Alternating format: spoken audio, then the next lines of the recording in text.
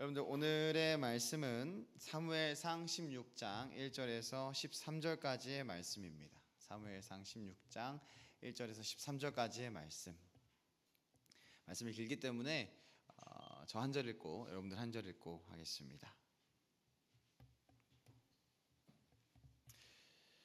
네, 1절부터 7절까지 읽고 13절만 한 번 더 읽겠습니다. 1절부터 7절까지만 읽습니다. 여호와께서 사무엘에게 이르시되 내가 이미 사울을 버려 이스라엘 왕이 되지 못하게 하셨거늘 내가 그를 위하여 언제까지 슬퍼하겠느냐. 너는 뿔에 기름을 채워 가지고 가라. 내가 너를 베들레헴 사람 이새에게로 보내리니 이는 내가 그의 아들 중에서 한 왕을 보았느니라 하시는지라.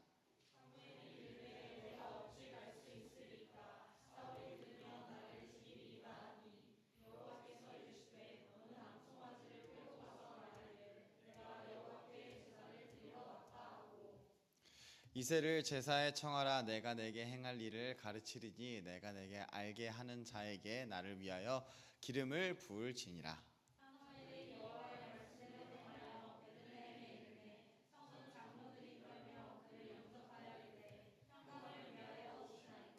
이르되 평강을 위함이니라. 내가 여호와께 제사하러 왔으니 스스로 성결하게 하고 와서 나와 함께 제사하자 하고 이새와 그의 아들들을 성결하게 하고 제사에 청하니라.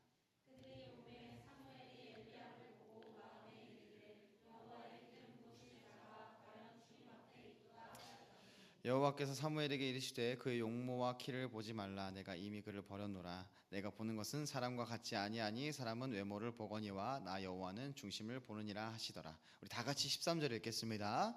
사무엘이 기름불병을 가져다가 그의 형제 중에서 그에게 부었더니 이날 이후로 다윗이 여호와의 영에 크게 감동되니라. 사무엘이 떠나서 라마로 가니라. 아멘. 오늘 말씀의 제목은 중심을 보시는 하나님입니다. 여러분들, 하나님은 무엇을 보십니까? 사실 여러분들 이거 다 아는 내용입니다. 근데 여러분들 아는 거랑 그렇게 살아가는 거랑은 조금 다릅니다. 우리가 알지만 못 살아갈 때가 굉장히 많습니다. 저는 중심이 언제나 하나님께 딱 박혀서 하나님을 나의 삶의 중심으로 딱 살고 있는데요, 교만하지 않나 생각합니다. 못하는 게 저는 인간이라 생각합니다. 잘 생각해 보세요. 여러분들, 잘 사는 삶이라고 생각을 하면 어떤 생각이 드십니까? 여러분들의 삶이 내가 생각했을 때 잘 살고 있어 라고 하면 어떠한 조건들이 딱 그려져요? 자, 잠깐 눈 감고 한번 생각해 봅시다. 잠깐 눈을 한번 감아 보세요. 내가 앞으로 5년 뒤야. 5년 뒤인데 잘 사는 삶을 살고 있어. 그러면 어떤 삶을 살고 있을지 한번 생각해 봅시다. 자, 세린이 한번 이야기해 봅시다. 5분 안 주고 그냥 바로 할게요. 미안해요. 시간이 좀 없었어. 잘 사는 삶. 네, 잘 사는 삶. 잘 먹고. 그렇지. 잘 네. 뭘 하고 있을 것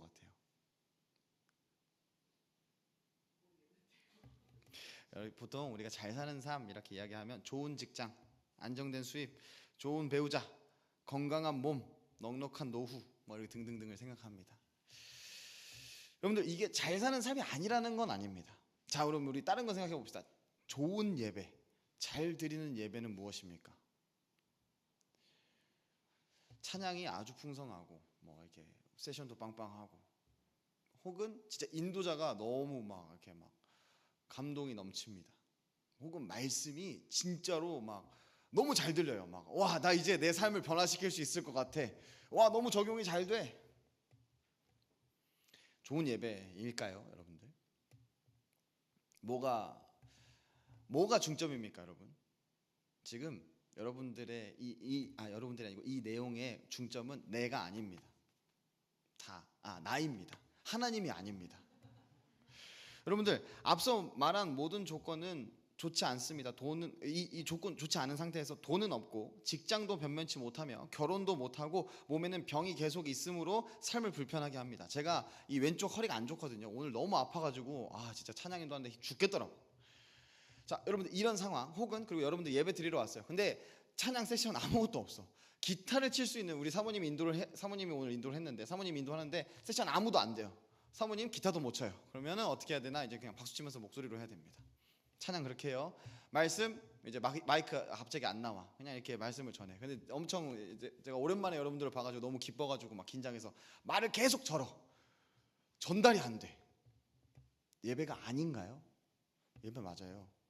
근데 여러분들 이 가운데 우리가 잘 사는 삶, 좋은 예배를 드리기 위해서 우리의 중심이 어디 있는지를 봐야 됩니다. 그게 못 사는 삶, 못 드리는 예배라고 할 수 없습니다. 여러분들 그 가운데 중심이 하나님께 온전히 있다면 여러분들 그건 잘 사는 삶이고 그것은 좋은 예배입니다. 하나님께 드려지는 예배입니다. 너무 풍족하고 너무 좋은 조건을 다 갖고 있는데 중심이 하나님께 안 박혀 있다면 여러분들 그 진짜 못 사는 삶이에요. 예배 세션 너무 빵빵하고 여러분들 막 진짜 막 다 뛰어놀고 막 그렇게 하는 좋은 예배예요. 근데 그냥 진짜 스트레스 풀러 간 거야. 중심이 하나님한테 안 있어. 여러분 진짜 안 좋은 예배입니다. 우리는 삶을 살아가면서 의식적으로든 무의식적으로든 외적인 조건들을 삶의 높은 자리에 두고 살아갈 때가 많이 있습니다.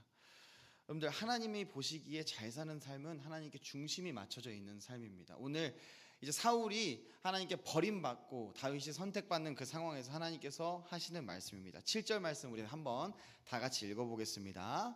여호와께서 사무엘에게 이르시되 그의 용모와 키를 보지 말라. 내가 이미 그를 버렸노라. 내가 보는 것은 사람과 같지 아니하니 사람은 외모를 보거니와 나 여호와는 중심을 보느니라 하시더라. 아멘. 여러분들 이 말씀은 하나님 앞에서 이새의 맏아들 사무엘이 이제 사울이 하나님께 버림받았고 새로운 왕을 세울 건데 자 이새의 아들들한테 가. 그 중에 내가 왕을 선택해놨어. 그 가운데 맏아들 엘리압을 보자마자 이 사람이 왕이겠다라고 하는 그 순간에 하나님께서 말씀하신 겁니다.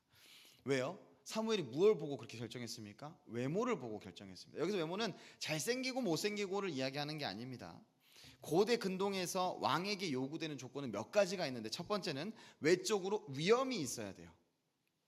백성이 따르고 적이 두려워할 만한 체격과 풍채가 필요합니다. 두 번째로는 전쟁을 이끌 수 있을 만한 용기와 군사적인 능력이 필요했습니다. 전략적인 이런 지능이 필요하겠죠. 세 번째는 백성을 통치할 지혜와 판단력이 있어야 했습니다. 그래서 오늘 말하는 이 외모는 인간의 눈으로 볼 때 객관적으로 유용해 보이는 모든 것을 이야기합니다. 하나님께서는 인간의 삶을 살아갈 때 객관적으로 유용해 보이는 모든 조건들을 따지지 않고 하나님 안에서 어떠한 중심을 가지고 있느냐를 보신다는 말입니다.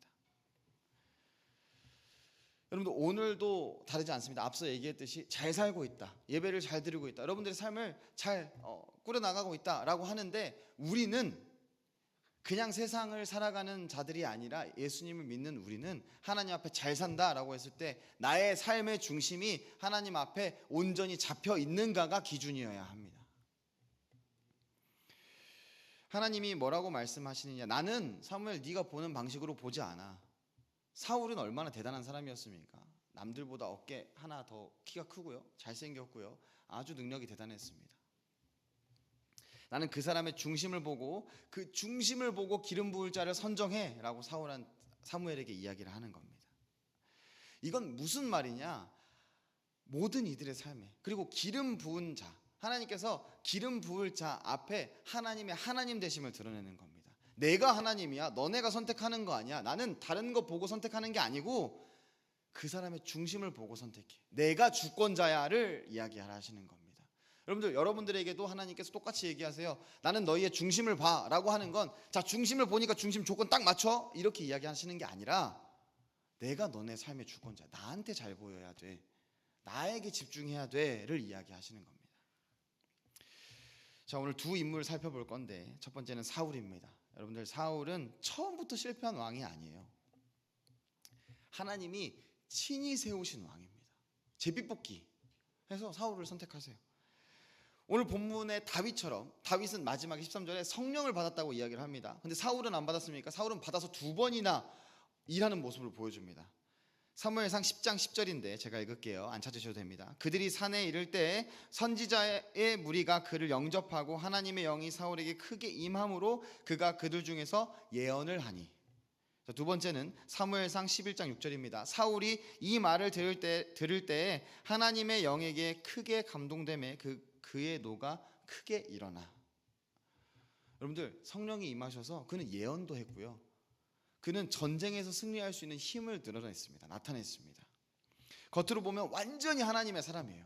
그가 백성을 모으기 위해서 원래 이제 딱 왕이 된 다음에 좀 굉장히 이게 좀 비루하게 살아요. 밭을 가면서 소 이렇게 끌면서 아, 내가 왕인가? 나 왕 아닌 것 같은데 하고 있다가 이제 아말렉이 공격해 온다는 소식을 듣고 하나님의 영이 임해서 어떻게 하냐? 소를 찢어요.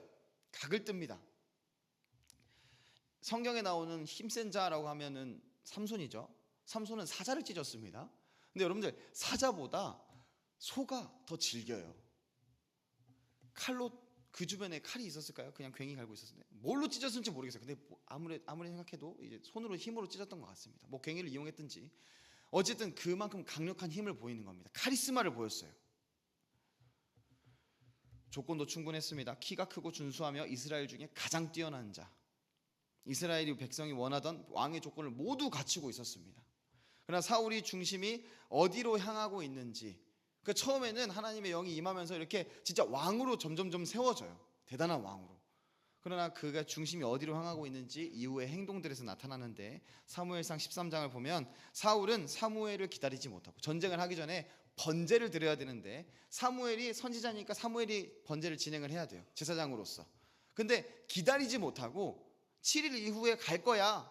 그 7일 저녁쯤 되니까 이제 안 오는 것 같으니까, 우리 앞에 병사들은 많이 있고 우리 병사들은 지금 공격 안 해서 도망가고 있는데 어떡하지? 두려운 마음에 번제를 자기가 직접 진행을 해버립니다. 변명도 그럴듯합니다. 상황이 급했고 백성들이 흩어지고 있고 적군들은 모여들고 있습니다. 우리 질 것 같아요. 번제 빨리 진행을 하고 빨리 전쟁을 시작해야 됩니다. 합리적으로 들리는 변명입니다.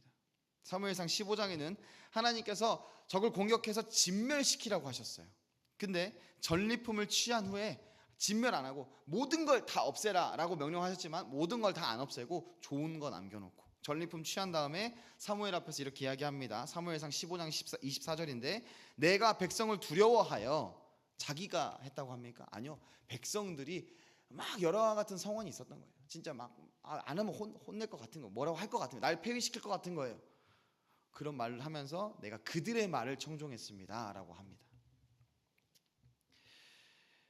하나님의 명령 안에 사무엘에게 버림받았습니다. 그래서 하나님께서 사무엘에게 너 버림받을 거야 명령하라고 했어요. 너의 나라는 찢어지게 될 거야. 너는 다른 사람에게 이 나라를 넘겨주게 될 거야. 그 버림받은 그 자리에서 사울의 마지막은 무엇이었느냐? 아, 하나님 내가 잘못했습니다. 사무엘에게 하나님께 내가 잘못했다고, 내가 이렇게 안 살겠다고 이야기해 주세요가 아니고, 회개가 아니고, 사무엘상 15장 30절 한번 찾아보겠습니다. 사무엘상 15장 30절.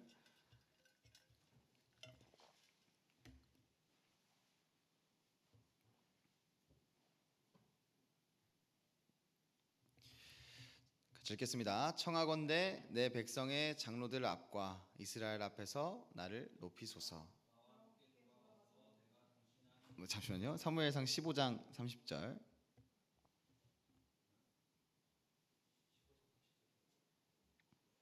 미안합니다.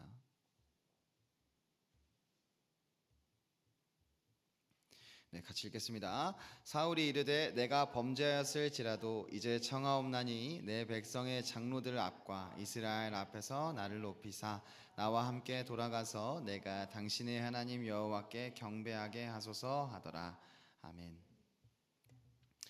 여러분들, 사울은 이 모든 세 장면에서 중심이 하나님이 아니었습니다.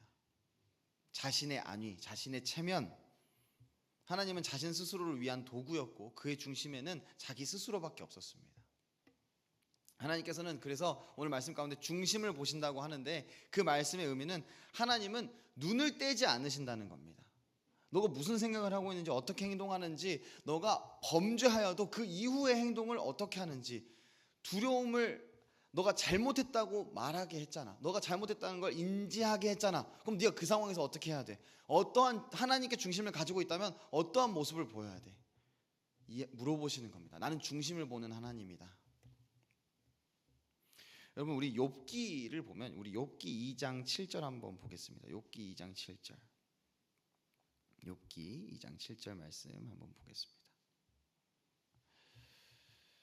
7절부터 10절까지 읽겠습니다. 사탄이 이에 여호와 앞에서 물러가서 욥을 쳐서 그의 발바닥에서 정수리까지 종기가 나게 한지라. 욥이 제 가운데 앉아서 질그릇 조각을 가져다가 몸을 긁고 있더니 그의 아내가 그에게 이르되 당신이 그래도 자기의 온전함을 굳게 지키느냐 하나 하나님을 욕하고 죽으라. 그가 이르되 그대의 말이 한 어리석은 여자의 말 같도다. 우리가 하나님께 복을 받았은즉 화도 받지 아니하겠느냐 하고 이 모든 일에 욥이 입술로 범죄하지 아니하니라. 아멘. 여러분들, 욥은 하나님께서 주신 모든 복을 인정했습니다. 자신의 재산을 잃었고 그 복을 받은 재산을 잃었고 자녀들도 잃었고 집도 잃었으며 자신의 건강도 잃었습니다. 그 가운데 아내가 하나님을 저주하고 죽어라라고 했을 때 그럴 수밖에 없잖아요. 내 삶이 갑자기 망했는데 어떻게 해야 되지? 그 가운데 욥은 중심을 지키는 모습을 보여주는 것입니다. 사울이 해야 됐던 모습은 이러한 모습이었어요. 성령이 임하셨음에도 중심이 무너졌을 때 그 은혜는 성령이 임한 그 은혜는 삶으로 드러나지 않았고 결국 사울로부터 성령이 떠나가셨습니다. 그가 왕의 자리에서 누리는 모든 것들은 앞서 이야기했던 그가 보여준 외모 때문에 그가 그 높은 왕자리에 있었던 게 아니에요. 성령이 임하심으로 그가 왕의 자리에서 더 높은 권위를 가질 수 있도록 하나님께서 이끌어 주셨습니다. 하나님의 은혜 안에서, 성령의 은혜 안에서 얻게 된 것들인데 사울은 그 은혜를 잃어버리고 삶의 중심에 자신 스스로를 세웁니다. 사울의 문제는 성령이 없었던 것이 아니에요. 성령이 임했고 그 은혜로 살아감에도 중심이 자신을 향한 것이 문제였습니다. 여러분들, 그러나 오늘 마지막 이 말씀에 나온 이새의 아들 중에 이제 사무엘의 앞에서 마지막으로 지나가게 된 그 다윗은 달랐습니다. 그는 막내였고 아버지 이새조차 기름 부음의 자리에 부르지 않을 만큼 존재감이 없고 약한 자였어요. 그렇게 막 대우해주는 사람은 아니었습니다. 형들이 사무엘 앞에 서 있는 동안 다윗은 들판에서 양을 치고 있었습니다. 어떤 조건도 없고 외모도 없고 얼굴이 괜찮게 생겼다고 나오긴 하지만, 잘생겼다고 나오긴 하지만, 얼굴이 붉고 눈매가 잘생겼다고 하지만 그렇다고 해서 왕이 될 만한 상은 아니었어요. 하나님은 그의 중심을 보신 것입니다. 그의 중심이, 다윗의 중심이 이 말씀 가운데, 오늘의 말씀 가운데 나온 건 아니지만 그가 왕이 되는 모든 순간들 가운데 좋을 때나 슬플 때나 고난 중에나 평안 중에도 그는 하나님을 중심으로 두고 자신의 삶의 모든 것의 우선순위를 하나님으로 놓고 살았습니다. 다윗이 유명하게 된 사건이 무엇이죠? 골리앗이요. 골리앗에게 나아갈 때 뭐라고 합니까? 너는 칼과 창으로 나에게 나아오지만 나는 너가 욕하는 그 하나님의 이름으로 나아간다라고 합니다. 그 중심에는 내가 여기서 이 물맷돌을 던져가지고 어디를 맞춰서 어떻게 정복할지 잘은 모르지만 한 방에 죽을 수 있을지 다윗이 예상을 했을까요? 저는 못했다고 생각합니다. 그 가운데 하나님 중심으로 나아간 거. 어떻게 내가 이 일이 진행될지 모르지만 하나님을 욕하는 거, 하나님을 욕보이는 거 나는 참을 수 없어. 하나님을 중심으로 삼고 나아간 것입니다. 그는 자신의 삶의 모든 것의 우선순위를 하나님으로 놓고 살았습니다. 그의 삶에서 하나님은 살아계신 하나님이었어요. 여러분들의 삶의 모든 순간에 여러분들은 하나님을 어떻게 두고 살아가십니까? 여러분들 아까 말했죠. 우리 정답은 이야기할 수 있어요. 우리의 삶의 중심은 뭐예요? 하나님. 근데 여러분들 상황에 맞닥뜨리면 여러분들의 삶의 중심에 하나님이 계십니까? 제가 말하는 상황은 항상 잘 살아야 된다를 이야기하는 게 아닙니다. 나 언제나 말씀 잘 지키고 언제나 쓰러지지 않으며 잘못하지 않고 잘 살고 있어. 여러분들 다윗의 삶을 잘 생각해 보면 좋았던 시절보다 안 좋았던 시절이 훨씬 많아요. 이게 다윗 왕, 대단한 다윗 왕, 이스라엘의 모든 영토를 가장 넓게 하고 그 부유하게 한 발판을 만든 다윗 왕을 이야기를 하지만 그의 손에는 피가 너무 많이 묻어서 성전을 짓지 못했어요. 그가 사울에게 쫓겨다닐 때 다른 나라 적국에 가서 미친놈인 척 연기했어요. 그의 삶에 안 좋았던 적이 더 많습니다. 그러나 그 가운데 그것에 실망하고 내 삶은 그럼 내가 잘 살기 위해서 이렇게 해야지가 아니라 하나님을 중심으로 계속해서 하나님을 찾은 것입니다. 여러분들 13절 말씀을 다시 보겠습니다. 13절 말씀을 보면 사무엘이 기름불병을 가져다가 그의 형제 중에서 그에게 부었더니 이날 이후로 다윗이 여호와의 영에 크게 감동되니라. 14절에는 뭐라고 나오냐면 여호와의 영이 사울을 떠나심이 나타납니다. 여러분들 한 사람에게는 성령이 임하고 한 사람에게는 성령이 떠나갔습니다. 그 조건은 외모가 아닙니다. 중심입니다. 여러분들 앞으로 계속 살아가면서 여러분들을 외모를 가꾸게 될 거예요. 좋은 집에 살려고 노력할 거고 좋은 차를 끌려고 노력할 거고 자신이 원하는 꿈을 이루려고 내가 살아가는 삶을 디자인해 나아갈 겁니다. 연애도 그렇고 결혼도 그렇고 뭐 등등등 여러 가지.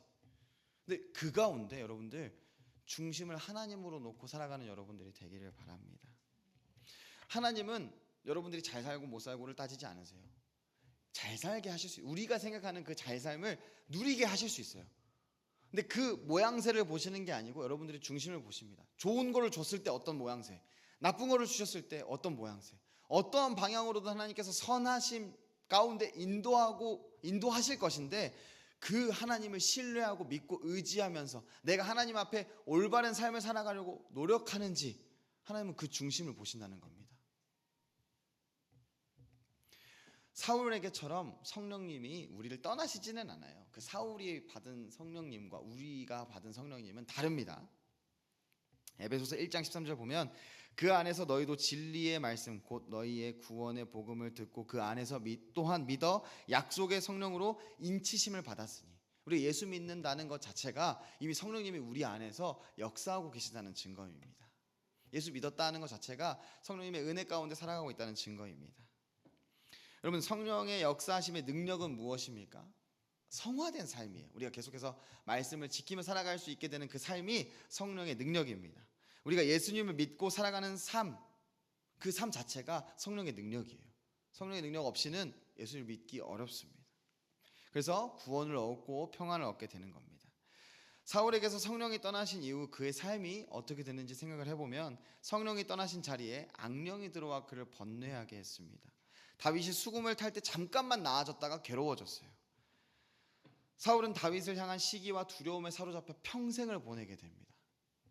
하나님의 기름 부음을 받은 왕이 창을 들어서 자신의 신하를 죽이려고 하고 제사장들을 학살하면서 결국은 나중에는 사무엘이 죽어요. 사무엘이 죽고 나서 내 삶 도대체 어떻게 할지 모르겠다 해서 신접한 여인, 귀신 들린 자, 점쟁이 찾아갑니다. 그래서 사무엘을 보여달라고 해요. 사무엘의 혼을 불러냅니다. 하나님이 떠난 자리에, 성령님이 떠난 자리에 남은 것은 불안과 두려움과 집착입니다. 중심이 하나님을 향하지 않을 때 우리의 삶도 이러한 방향으로 흘러가요. 성령님이 떠나시지는 않지만 우리의 삶이 채워지지 않는 불안, 사람들의 시선에 대한 집착, 스스로도 이해할 수 없는 두려움, 결국은 예수 믿는 믿음을 잃어버리게 되는 그 상황 가운데 빠지게 됩니다. 하나님께서 잃어버리시게 한다가 아니라 우리가 그 방향으로 나아가게 된다는 거예요. 이게 하나님의 중심을 잃은 삶의 모습입니다. 여러분, 다윗도 넘어져요. 사울이 넘어졌지만 다윗도 똑같이 넘어집니다. 크게 두 가지 사건이 있는데 하나는 밧세바 사건이 있고 하나는 이스라엘 인구 개수가 있습니다. 근데 사울이 하나님 앞에 죄를 범하고 나서 나타난 모습과 다윗의 모습은 다릅니다. 앞서 이야기했죠. 다윗은 고난을 계속 당했어요. 그 가운데 이제 드디어 조금 평안한 시대예요. 하나님 앞에 죄를 저지릅니다. 그 가운데 납작 엎드려요. 사울이 바보라서 그렇게 하나님을 중심으로 삼지 않고 행동했겠습니까? 체면이 있죠. 왕의 체면이 있어요. 내가 외모가 이렇게 뛰어난 사람, 내가 가지고 있는 게 이렇게 많은데 내가 함부로 할 수는 없잖아. 다윗에겐 그게 중요하지 않아요.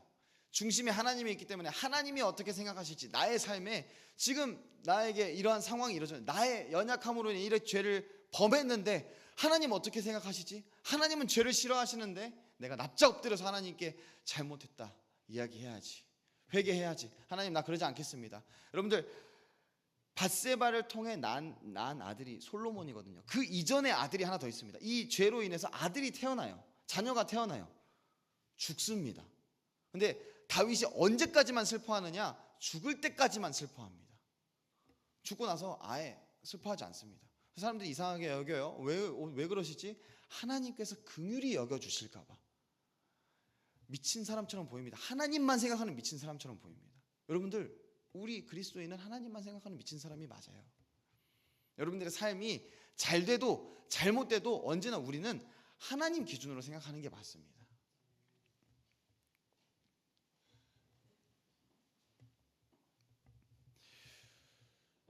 사랑하는 여러분, 하나님 중심으로 살아가는 여러분 되시기를 바랍니다. 이게 쉽지는 않습니다. 제가 과거에 어떤 청년 한 명 있는데, 여자인 청년이에요. 나이가 좀 있습니다.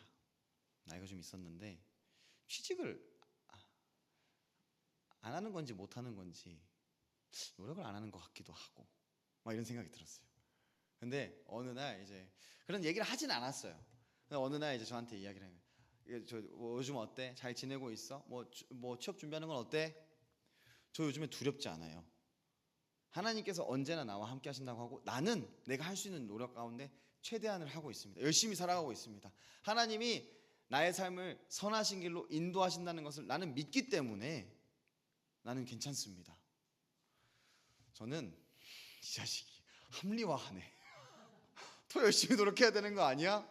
라고 생각했어요. 근데요, 진짜로 못할 것 같았거든요. 취업합니다. 취업하고 잘 살아가고 있습니다. 그리고 그녀의 신앙이 더욱더 발전해가는 모습을 보게 돼요. 그러므로 저는 회개하게 됐습니다. 내가 중심이 하나님이 아니었구나. 여러분들, 나태하게 살고 방종하며 살라는 이야기가 아닙니다. 대충 노력하라는 이야기 아니에요. 여러분들 각자의 삶에서 열심히 노력하세요. 내 삶을, 나의 외모를 잘 꾸미기 위해서 열심히 노력하세요. 그리고 거기에 말씀을 잘 지키기 위해 열심히 노력하세요. 실수할 수 있고 넘어질 수 있고 혹은 성공할 수도 있습니다. 잘 먹고 잘 살 수도 있어요. 그 가운데 여러분, 우리가 해야 되는 건 다른 게 아니고 외모에 중하고 덜하고가 중요한 게 아니라 내 마음의 중심이 하나님을 향해 있는가. 내가 지금 여기서 쓰러졌어요. 넘어졌어요. 그래서 뭔가 잘못되고 있는 것 같아. 그럼 여기서 우리는 뭘 찾아야 돼요? 하나님을 찾아야 돼요. 잘 되고 있어요. 너무 기쁘고 행복해요. 그럼 여기서 또 무엇을 찾아야 합니까? 하나님, 나에게 왜 이런 기쁨을 주십니까? 하나님, 너무 감사합니다. 하나님을 찾아야 합니다. 이게 여러분들 중심을 하나님에 두는 삶입니다. 여러분, 이게 굉장히 쉬운 질문이고 답을 하기 쉽지만 살아가기는 진짜 어렵습니다. 여러분, 우리가 또 한 주간 또 살아갈 텐데 그 살아가는 동안에 하나님이 여러분들의 삶에 무엇을 원하시는지 찾는 여러분들이 되시기를 원합니다. 우리가 중심이 하나님으로 되어 있다라고 한다면 하나님이 원하시는 게 무엇인지 우리는 당연히 알아야 돼요. 모른다? 여러분들, 회개하십시오. 하나님 중심으로 살아가는 여러분들이 되시기를 바랍니다. 말씀을 읽는 것도 남이 읽으라니까 읽고, 예배 드리는 것도 예배 안 드리면 혼날 것 같으니까 예배 드리고, 기도하는 것도 혼날 것 같으니까 기도하고. 여러분들, 이러한 개념을 넘어서야 합니다. 삶도 다른 사람은 어느 정도 살아가니까, 이렇게 살아가는 게 편하니까. 아니요. 하나님이 원하시니까 말씀 읽고 예배 드리고 기도하고 취직을 위해 노력하고 결혼을 위해 노력하고 연애를 위해 노력하고. 하나님은 여러분들의 삶이 진짜 그냥 우리의 보는 눈에서 외모가 좋게 잘 먹고 잘 살아가길 원하세요. 어디 나의 자녀가 안 좋게 살아가길 원하십니까? 그럼 욥기의 결말이 그냥 그대로 쭉이에요. 하나님은 7배 더 한 복을 주셨다고 했어요. 하나님도 인간이 원함이 무엇인지 알고 계십니다. 노력하세요. 안 되면 그 가운데 하나님을 계속 찾으세요. 여러분들, 우리는 하나님 중심으로 살아가는 자들이 되어야 합니다. 우리의 삶이 좋고 나쁘고에 상관없이. 한 주간 살아갈 때, 우리 셀 모임 할 때 이 하나님 중심으로 살아가고 있는가 나누며 또 그 가운데 성장하는 여러분들이 되시기를 소망합니다.